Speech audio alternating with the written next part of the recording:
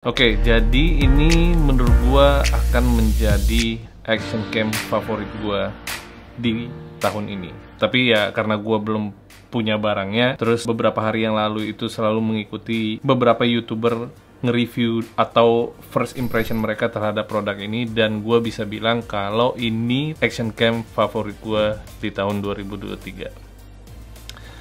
Mungkin beberapa dari kalian udah tahu ini adalah Insta360 Go 3, which is gua baru aja kemarin itu buat video shortsnya Insta360 Go 2. Secara form factor dan bentuk ini sangat berubah total.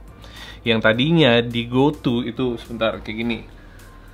Bisa dibilang ini lebih menyerupai sebuah AirPods dibandingkan action cam, karena kameranya sendiri itu ada di dalam si casingnya ini. Ini kameranya.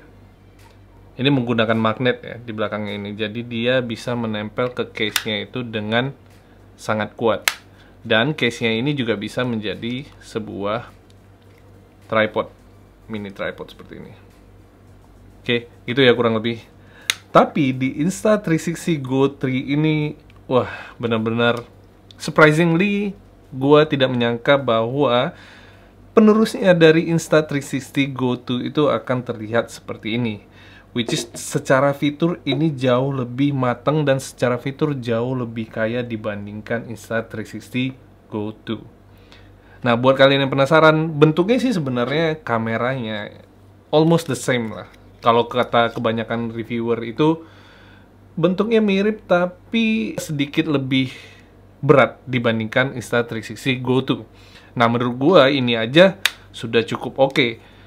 Tapi ada beberapa sacrifice yang harus dibuat di Insta360 Go 2 dan sekarang sudah diperbaiki di Insta360 Go 3. Kita bisa ngelihat perbedaan yang sangat signifikan itu dari Transform Go 3 with the Action Pod. Nah, secara bentuknya aja udah sangat amat berbeda. Ini lebih mirip seperti ini ya. Normalnya action cam itu kan ya GoPro. Kalian tahu lah, kurang lebih bentuk GoPro itu dari GoPro First Edition sampai sekarang mungkin sama aja. Nggak ada significantly berubah secara bentuk. Ya, patternnya seperti itulah kurang lebih si action cam ini.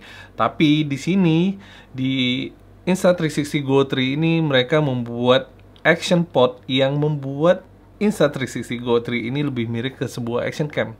Tapi bukan cuma itu.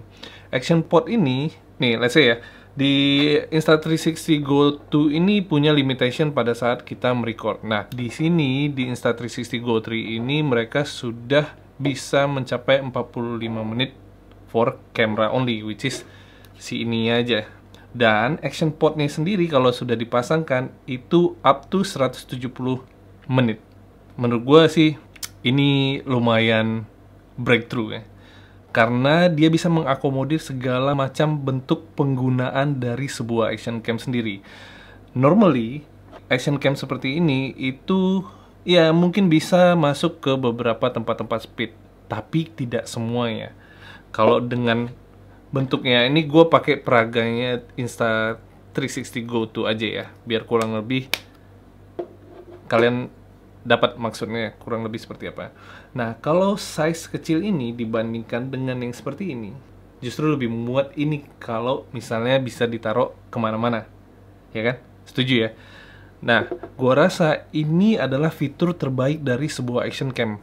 Means, lu bisa taruh dimanapun yang lu mau, lu bisa create angle-angle aneh yang lu suka, or yang tidak bisa dilakukan action cam pada umumnya. That's why gua menganggap ini akan menjadi action cam favorit banyak orang di tahun 2023.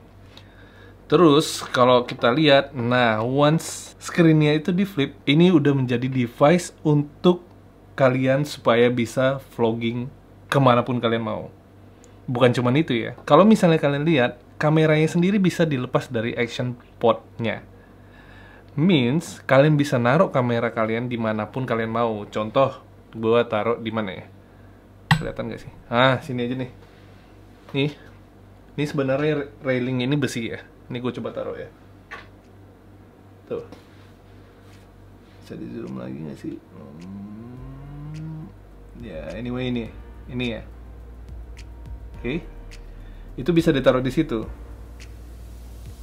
Si Insta360 ini bisa juga sama seperti ini, Insta360 GoTo, tapi yang membedakannya once si kamera detach dari si action pod-nya, kalian bisa memonitor karena ini terkoneksi langsung.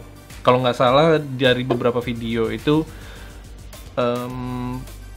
jaraknya antara si action pod dan si kameranya sendiri itu sekitar 5 meter.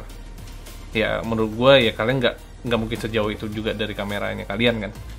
So menurut gue ini akan menjadi deal breaker ya, yang membuat semua antusias action cam akan beralih ke Insta360 GO3.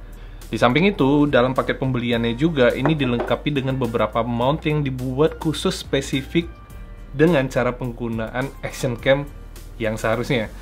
Kayak beberapa mounting memang ini dibuat khusus supaya bisa mengakomodir kebutuhan kita dalam menggunakan action cam yang ukurannya ya sekecil ini. Ya menurut gue ini menjadi salah satu breakthrough lagi ya di dunia action cam. Means daripada GoPro yang gue lihat itu kurang lebih dari dulu sampai sekarang hampir sama dan bisa dibilang ya bentuknya gitu-gitu aja. Ada sih GoPro Mini, ya ada sih GoPro Mini, tapi itu juga jauh lebih besar dibandingkan Insta360 GO2 or Insta360 GO3.